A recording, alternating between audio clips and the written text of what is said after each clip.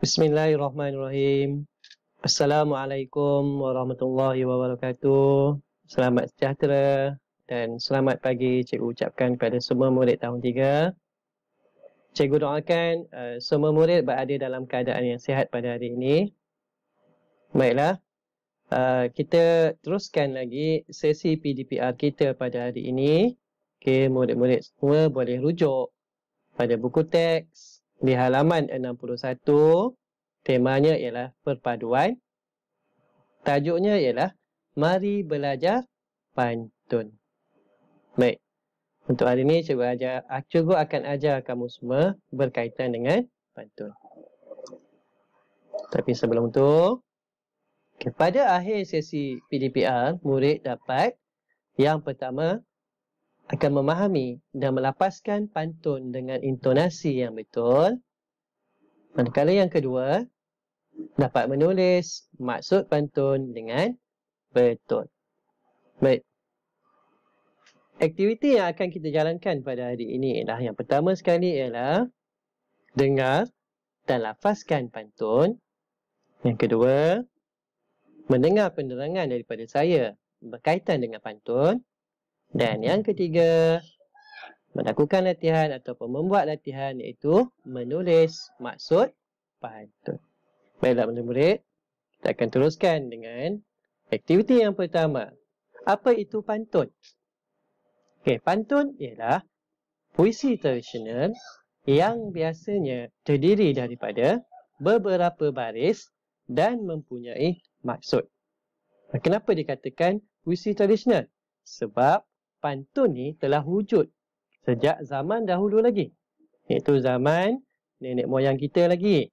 Mereka sering menggunakan pantun ni dalam kehidupan seharian mereka, sama ada untuk menyatakan hasrat ataupun memberikan nasihat. Namun pada hari ini jarang sudah kita gunakan pantun dalam kehidupan seharian. Namun begitu, pantun juga masih lagi digunakan dalam majlis-majlis tertentu. Contohnya dalam majlis pertunangan dan sebagainya. Baik.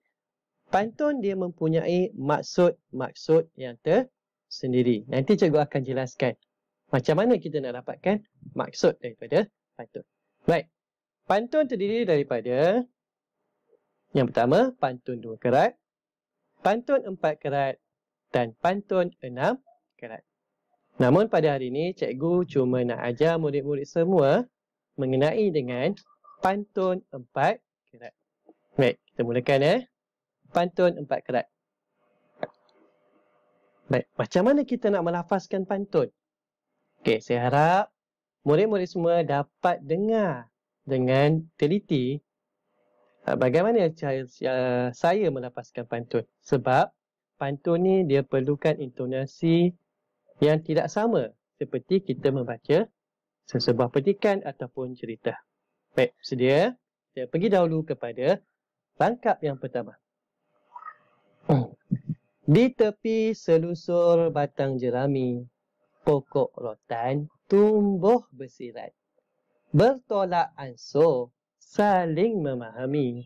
Hubungan persahabatan kian erat. Itu yang pertama ya. Kita lihat pula pada yang kedua. Dalam kota tumbuh meranti, pokok cermai di hujung muara. Andai kita saling hormati, negara damai, rakyat sejahtera. Kita lihat pula pada rangkap yang ketiga. Ikan tenggalan terkena pukat, jala tersirat terkena haruan. Jadikan amalan, hidup muafakat, tambah erat, ikatan perpaduan. Baik. 3 rangkap yang saya bacakan tadi ini, kita dapat di dalam buku teks pada muka surat 61. Okey, pantun ni dia mempunyai intonasi yang agak berbeza. Tidak sama seperti kita baca teks ataupun kita baca sesuatu cerita. Okey, sebab dia ada nada dia ada irama dia yang berlainan. Baik. Sekarang ni cikgu nak terangkan pada semua macam mana tentang pantun ni. Okey, dengan lebih jelas lagi. Baik, kita lihat pada rangkap yang pertama.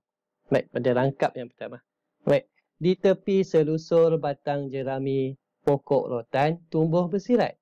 Bertolak ansur, saling memahami. Hubungan persahabatan kian erat. Okay, yang pertama, kita lihat yang cikgu buatkan dalam untuk kurungan ini.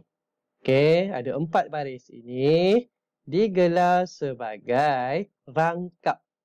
Ini rangkap. Kalau ada 4 baris ni, maksudnya ini adalah satu rangkap. Rangkap. Okey, kalau ada 3 rangkap, kita panggil rangkap pertama, rangkap kedua, rangkap ketiga. Tapi kalau ada 4 macam ni, 4 baris ni, kita panggil dia rangkap.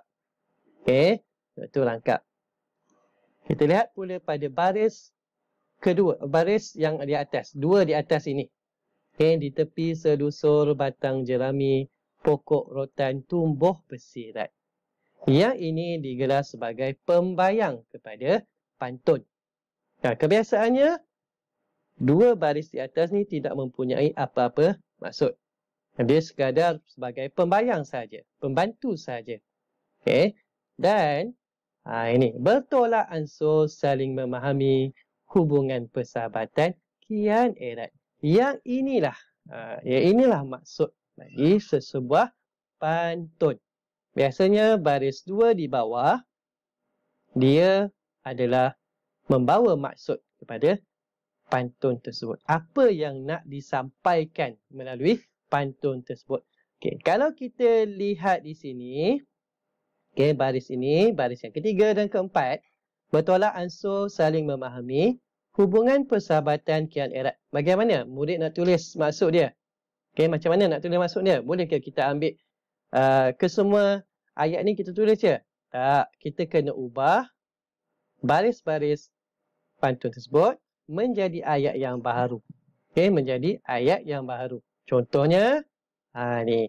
Jika kita amalkan sikap saling menghormati, pastinya negara dan rakyat akan hidup aman. Ini adalah maksud pantun tu. Okey, kita nak tulis maksud pantun tu, jangan sampai ianya hilang daripada ataupun lari daripada pantun yang telah diberikan. Okey, boleh ambil daripada baris-baris ini, tapi kita tambah dengan perkataan-perkataan ataupun frasa-frasa yang baru. Okey, jangan kita ambil sebulat-bulat kita tulis kita bagi maksud, tak boleh. Kita kena tambah sedikit. Okey, mengikut pada kefahaman kita. Okey, itu contoh yang pertama ya. Kita lihat pada contoh yang kedua. Okey, dalam kota tumbuh meranti pokok cermai di hujung muara. Andai kita saling hormati, negara damai, rakyat sejahtera. Seperti mana yang saya jelaskan tadi, 4 baris ini digelar sebagai rangkap. Okey, rangkap. 2 di atas ini pembayang. Dan manakala 2 baris di bawah adalah maksud pantun. Okey, maksud pantun, andai kita saling hormati, negara damai, rakyat sejahtera. Macam mana kita nak tulis? Jika kita amalkan sikap saling menghormati, pastinya negara dan rakyat akan hidup aman. Itulah maksud yang ingin disampaikan melalui pantun ini. Ingat, 2 di bawah ini adalah maksud pantun. Yang 2 di atas ini hanyalah pembayang, tidak membawa apa-apa maksud. 2 di bawah saja yang berwarna hijau ini saja yang memberikan maksud. Dan maksud pantun ni kalau nak tulis, dia kena ada tambah ayat lain. Okey, tambah perkataan lain, frasa lain supaya menjadi maksud yang lebih lengkap. Jangan ambil sebiji-sebiji baris yang telah diberikan. Baiklah murid-murid. Untuk aktiviti yang seterusnya, murid-murid boleh lihat pada buku teks muka surat 61. Okay, apa yang perlu kamu lakukan? Okay, yang pertama, lafazkan pantun berikut dengan intonasi yang betul. Okey, lafazkan pantun berikut dengan intonasi yang betul. Okey, murid-murid boleh baca ataupun lafazkan pantun ini sendiri di rumah. Okey, seperti mana yang telah saya ajar pada awal tadi. Cuba lafazkan. Baik, yang kedua, salin pantun ini dalam buku tulis. Okey, salin pantun ini dalam buku tulis. Dan yang ketiga, tuliskan maksud bagi setiap rangkap pantun tersebut. Maksud bagi setiap rangkap pantun ni. Ada berapa rangkap? 3 rangkap. Rangkap 1, rangkap 2, rangkap 3. Apa maksud bagi pantun tersebut ataupun rangkap-rangkap tersebut. Saya dah tunjuk tadi, rangkap pertama saya dah tunjuk, rangkap kedua saya dah tunjuk. Murid cari pula untuk rangkap yang ketiga. Gunakan apa yang telah saya ajar tadi ya. Ingat, 2 baris di bawah adalah maksud pantun. Ubah sedikit supaya dia mendapat membawa maksud yang lebih lengkap. Okey, baiklah murid-murid. Cikgu rasa setakat itu sahaja daripada cikgu untuk hari ini. Dan cikgu harap murid-murid dapat membiasakan diri bagaimana untuk melafazkan pantun dengan intonasi yang betul. Kemudian, jangan lupa siapkan tugasan yang telah cikgu berikan ini.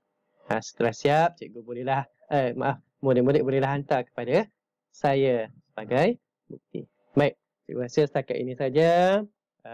Cikgu akhiri kelas kita pada hari ini dengan Assalamualaikum warahmatullahi wabarakatuh. Sekian, terima kasih. Semoga kita akan berjumpa lagi. Baik, Assalamualaikum.